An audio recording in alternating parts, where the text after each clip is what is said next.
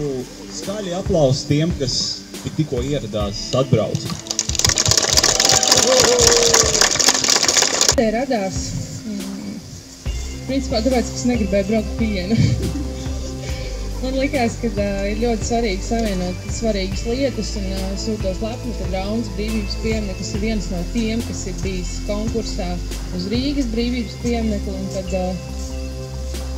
nebraucu vienu un uzrādās 80 biedri, un paldies jums par to, ka arī jūs izskaties nedaudz noguruši. Kā tu jūties pēc šī garā nobrauciena? Noguris. Mazliet. Vai tu varētu vēl pabraukt? Jā, es domāju, ka tāda gada riteņa garumā, kā saka. Kas jums likās visinteresantākais šitajā visā garā nobraucienā? Rīga, Rauna, cauri, saprotu, vēl Dzēsis un tā tālāk. Interesantākais moments? Augstums. Tas bija ļoti interesanti. Kā viss skatīties kā trīcē. Brauc un trīcē. Un jums?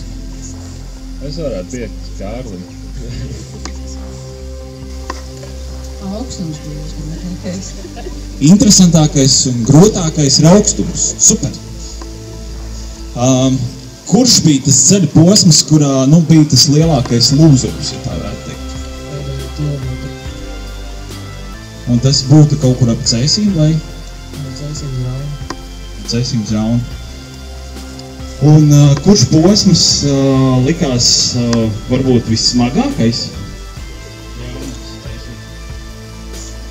Tas ir tā kā tajā kalnā, kur brauc augšā. Jā, īsti. Un kas tieši, domājot par brauciena garumu, kas šķitā varbūt tāds visvieglākais? Vieglākais ir taisnīts un turēties kopā visam aizveidē. Un kā jūs novērtētu, jūs braucāt kopā un tā kopības sajūta, ko tā dod? Es domāju, ka mēs kaut kādā veidā atradām to brīvības pieminekli, to lielā pieminekli sajūtu šeit un to kopību lielo, lai mēs visi atradām kopībā un man šķiet, ka mēs šeit esam tikai no Raunas un ceļ no dažādām vietām un mēs pats nākam no Jēkabpils, tā kā no visas Latvijas tādam šeit.